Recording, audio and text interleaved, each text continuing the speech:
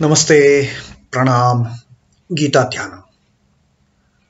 ॐ पार्थाय प्रतिबोधितां भगवता नारायणेन स्वयं व्यासेन ग्रथितां पुराणमुनिना मध्ये महाभारतम् अद्वैतामृतवर्षिणीं भगवतीम् अष्टादशाध्यायिनीम् अम्ब त्वामनुसन्दधामि भगवद्गीते भवद्वेषिणीम्।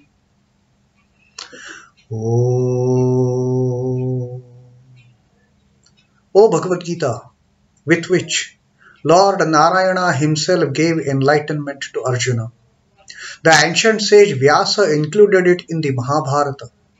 O Goddess, showerer of the nectar-like knowledge of non-dualism contained in your 18 chapters, O my affectionate mother, the destroyer of rebirth, I meditate upon thee. Krishna Vandana. Vasudevasutam Devam Kansachanuramardanam Devaki Paramanandam Krishnam Vande Jagadgurum. Son of Vasudeva, the slayer of Kansa and Chanur, extreme delight for Mother Devaki, O Lord Krishna, the supreme teacher of the universe, my salutations to you. Srimad Bhagavad Gita, the 6th Adhyaya Dhyana Yoga, and today is the 7th shloka of the Dhyana Yoga, the 6th chapter. Yesterday we read the 6th shloka and Sri Krishna told us that whose little self can become a friend, whose little self will become an enemy. He told us, Bandhuratmatmanastasya Yenatmaivatmanajitaha, one who has allowed his lower self to be conquered by the divine self. For him, this lower self is the best friend. On the contrary, Anatmanastu shatrutve vartetatmaiva shatruvat. But if this lower self is not subdued by the divine self, this lower self, if it takes enmity with the divine self, then this lower self becomes the worst kind of enemy for a person. And in the 5th shloka also he had told us that you make a friend, this little self can act as your friend, this little self can act as your enemy. In the 6th shloka he told us what makes this little self act as friend, act as enemy. Allow this little self to be conquered by the divine self. Simple. Allow it to be conquered by the ultimate soul, the Paramatman.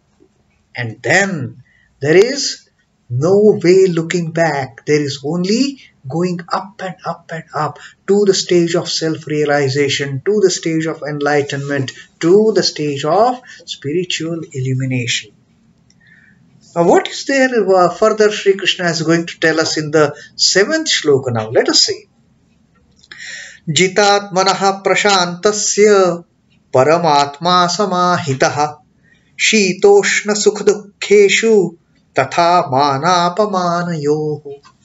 If we allow our lower self to be subdued by the divine self, if we allow this little tiny insignificant Jivatman to be conquered by the Paramatman, what is going to happen? Sri Krishna has explained that in this 7th shloka. What is the benign good that self-emulating yogi can do to himself by allowing the Paramatman, by allowing the great Atman to conquer this tiny little Jivatman? Jitatmanaha prashantasya. Jitatmanaha of the self-controlled. Prashantasya of the peaceful, of the blissful, of the unending bliss. Paramatma samahitaha. Paramatma is the supreme self, the divine self. Samahitaha, balanced. The moment the lower self is conquered by the Paramatman. Jita Atmanaha Paramatma Prashantasya Samahitaha. He not only gets divine bliss, but he gets, that person gets Samahitaha, well balanced, equipoised. You remember that term Sri Krishna had used in the Sankhya Yoga also. That balanced mind. Balanced in all the situations of pairs of opposites, which under normal circumstances, the Shitoshna Sukha Dukkheshu Tatha Manapamanayoho. These opposing dualities, they are the troublemakers for a person who has no understanding. A person gets swayed by this opposites, pairs of opposites, and if something good happens, jumping up and down. If something bad happens, utter frustration, utter dejection, I am so much frustrated. That kind of situation. So, Sri Krishna says that person becomes samahitaha. He gets balanced in all kinds of pairs of opposites. Shitoshna sukhadukkeshu. In cold, in hot condition, shita. Shita is cold. Ushna, warm, hot, terrific hot. Sukha dukkha, the pleasure and misery, the happiness and misery, the joy and sorrow. Tatha manapamanayo. Whether you are praised or whether you are given thousands of bad names, whether you are ridiculed, whether you are dishonored, where people don't give a damn to your existence. Mana apamana. That person who has reached that stage of the lower self being empowered, being destroyed, being conquered by the divine self, he becomes equipoised, he becomes same-sighted, he becomes samahitaha in terms of managing all the pairs of opposites. Shitoshna, Shitaha, Ushnaha, Sukha, Dukkha, Mana, Apamana. The self-disciplined and serene man's supreme self is constant in cold and heat, in pleasure and pain, and in honor and dishonor. This person never gets affected by any of these pairs of opposites. He is absolutely in his own serene state of mind. If something good happens to him, it is the Lord's doing. If something bad happens to him, it is the Lord's doing. Why should I get perturbed? Why should I start jumping around in joy and pleasure and happiness and all these attitudes? If something bad happens, why should I feel dejected? Why should I get into that state of depression, frustration, and all negatives for that matter? No. It's not my doing. It is God's doing. Let him do whatever he wants. If somebody is praising me, so what? I don't get elated. Someone may ridicule me, rebuke me, dishonor me. So what? I am not bothered by all those insignificant physical bodies. I am only answerable to the Lord. To the Lord who is also manifested in those people who are criticizing me, who are dishonoring me, who are giving galis to me. God is in them also. The same self is them also. Why should I get perturbed? That realization, it just brings that serenity. It just brings that tranquility. The good and evil that befall the yogi through the agency of elements in nature and the living beings do not in any manner affect him. No, I am not going to be affected by any of the external stimuli, whether they are pleasant or they are painful. Whether they are good for me, whether they are bad for me. Whether those external things are praising me or dishonoring me, I am not going to be affected by that. clarity of mind is his who is established in self-control.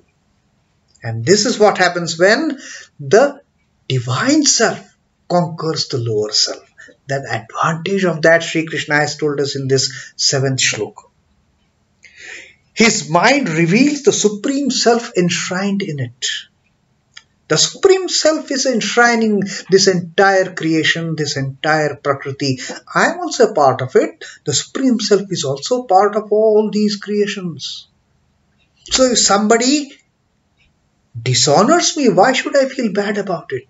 If somebody starts praising me, why should I get elated over it? To the yogi, this holy revelation is superior to everything else. Once contacted, this holy cognition becomes constant.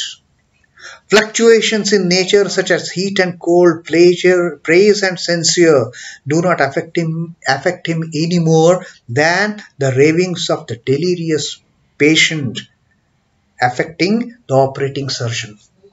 When a surgeon is operating a patient, and patient if he is in that delirious state of mind, he will go on talking so many things. Is the surgeon who is operating that patient, is he getting affected by all that bombarding that the patient is giving to surgeon?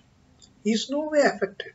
He knows this patient is bound to say it, whether good or bad, and with a cool mind, with a balanced poise, the surgeon continues to perform that surgery for the betterment of the patient, for curing the patient.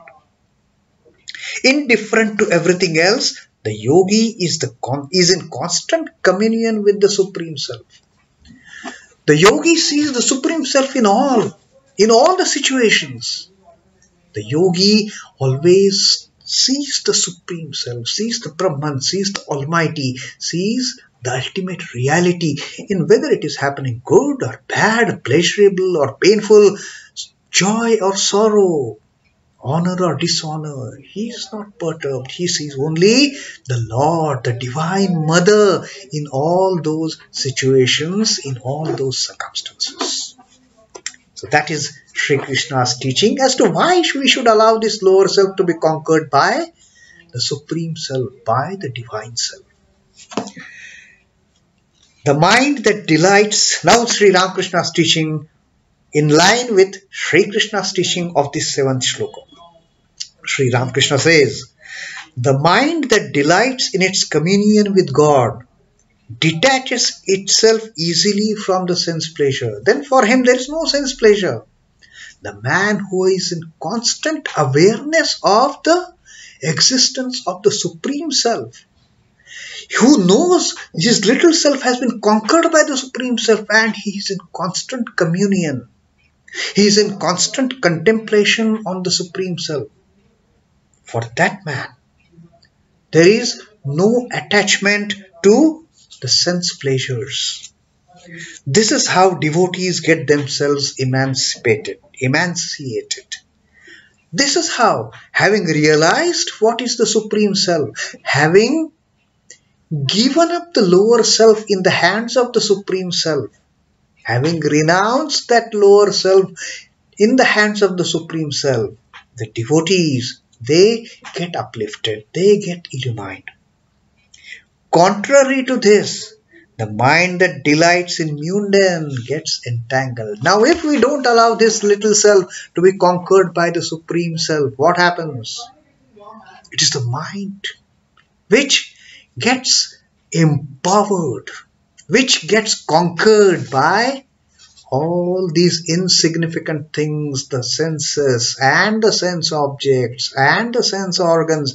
They start playing havoc, and the ultimate result is that person just gets entangled in the worldly affairs, and there is no chance of liberation for him. If he can't succeed in this life, he has to take another birth. He has to continue with this cycle of coming in, going out, again coming in, again going out. So that is what happens if the lower self is not conquered by the Supreme Self, by the Divine Self. The moment we get rid of these pairs of opposites, we go beyond this responding to the pairs of opposites. We get in that enlightened state. So that is the teaching of Sri Krishna in this 7th shloka of the Dhyana Yoga. Om Namo Bhagavate Vasudevaya. Sri Krishna Arpanamastu. Jai Sri Ram Krishna. Jai Thakur. Jai Maha. Jai Swamiji.